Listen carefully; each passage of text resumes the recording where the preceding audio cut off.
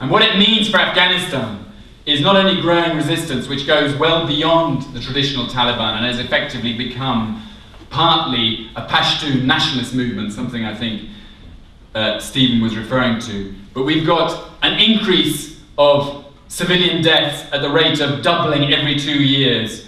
Officially more than 2,000 last year, but as we've seen from the account that Guy has given, it's undoubtedly far higher than that, given the reckoning and the counting that is made by the occupation forces. I mean, before 2006, there were 150 foreign troops in Helmand province. There are now well over 15,000, getting up for 20,000. And the violence, far from being reduced, has escalated massively, and the killing and insecurity has swamped the province, and that's the impact of the increase in the occupation. This is the war of civilization hailed by the British media, where US air attacks are called in to protect US and British soldiers' lives at the expense of sacrificing hundreds or thousands of Afghan civilians, sometimes hundreds at a time, as Guy has talked about in Balabalu. So no wonder there's an increase in resistance across the country. No wonder that the opposition to foreign troops has been growing steadily, and even in the occupation countries, states' own opinion polls held of Afghans, even that is showing through, where you've now got clear majorities for a withdrawal of foreign troops within 1 to 2 years, and that's even given the fact that they're being held by organisations which are linked by Afghans with the military occupation. Not that you'd hear that much about these things in most of the British media, which has basically largely allowed itself to be turned into an instrument of state war propaganda over Afghanistan. Firstly, I would say by relying almost entirely on embedded reporting, and Stephen's talked about the problems of that and the possibilities of it, and failing in any way seriously to attempt to report from the other side of the conflict. And taking Stephen's points on board, I think it is clearly possible to do that. The Guardian, for example, has a reporter currently in Afghanistan who's not embedded. It is possible to get outside of the embed, and it's increasingly necessary if we're going to have serious reporting of the conflict. And secondly, the media has failed in its basic task by signing up to an increasingly crude government attempt to exploit sympathy for British troops to corral public support for what is a deeply unpopular war. That's what the military parades and the Armed Forces Day is all about. And the media has lapped it up at every stage of the game uncritically, reaching what I would say, I would regard as a crescendo in the last few days, when the huge gap in the value attached to Western and Afghan lives could not have been made clearer. So what's surprising is not that opposition to the war may have dropped back a bit, as the headline in The Guardian said today. And you can imagine there's been some interesting discussions about that headline at our office. But that the opposition to the war remains a majority, despite the propaganda barrage, despite the attempt to corral people's support behind sympathy with British troops.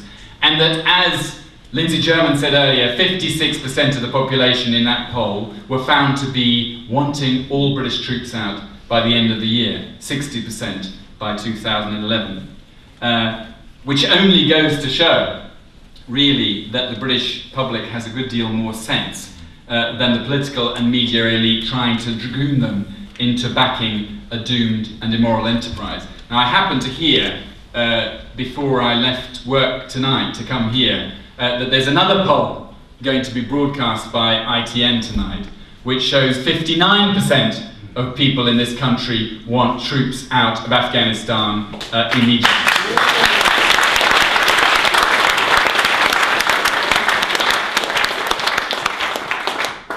And it is a doomed enterprise because, most dangerously of all, the Afghan war has now spread into nuclear-armed Pakistan. Far from uprooting terrorism in Afghanistan, the war has merely spread it across the border, boosting the Pashtun resistance in Pakistan itself, Talibanizing Pakistan's northwest, sucking in US troops and drone attacks. And now the pressure on the Pakistani state to act against what's been created by the Afghan war has led to the most horrific slaughter and 2 million refugees inside Pakistan in the war against the Pakistani Taliban.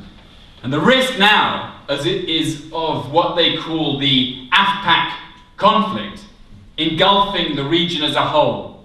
And if the Afghan war continues the escalation that Obama is now engaged on, it's not just that Afghanistan risks becoming Obama's Vietnam, but Pakistan risks becoming his Cambodia. This is the war, they say, that is the war for democracy, when parties can't even stand in elections for the second most corrupt government in the world, where even the modest gains in women's rights that have been achieved are now being reversed, and where a supposed war on terror is in fact spreading terror. Now, Gordon Brown and David Miliband and the new Defence Secretary, Bob Ainsworth, all now insist that the war in Afghanistan is about preventing terrorism on the streets of Britain. I would say that all the evidence shows that the exact opposite is the case. There were no terrorist attacks by jihadist groups before 9/11, before Britain went into Afghanistan and Iraq. And not only is Afghanistan and Iraq cited by British intelligence as being a crucial factor in driving that terror threat, but those people attempting to do those attacks in Britain cite it themselves. I mean, it's not only that this war is fueling the terror threat, it's heightening community tensions in the country and Islamophobia as the media hypes up its tales of imperial derring-do in faraway lands. Well, they're faraway lands to some people, but to some communities in this country, they're very, very close at hand and very close to their communities and their background. And that is a mortal threat which they are increasing all the time with this war.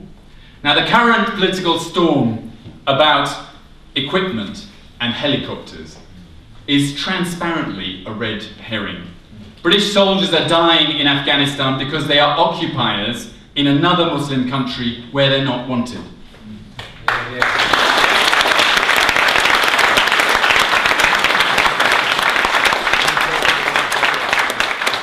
Only an obvious solution to this conflict, and this is what will happen in the end, is a withdrawal that is negotiated with all significant forces on the ground in Afghanistan, including the Taliban and the regional powers in the area that have shown their ability to interfere and engage in Afghan affairs. That includes Pakistan, Iran, Russia, India.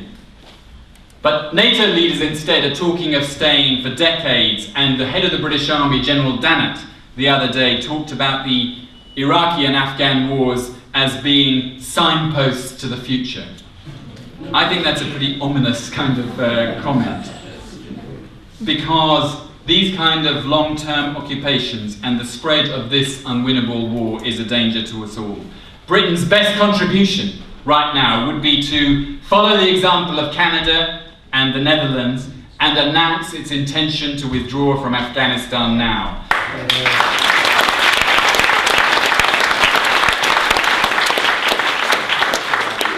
It's only Afghans and their neighbours that can resolve this conflict.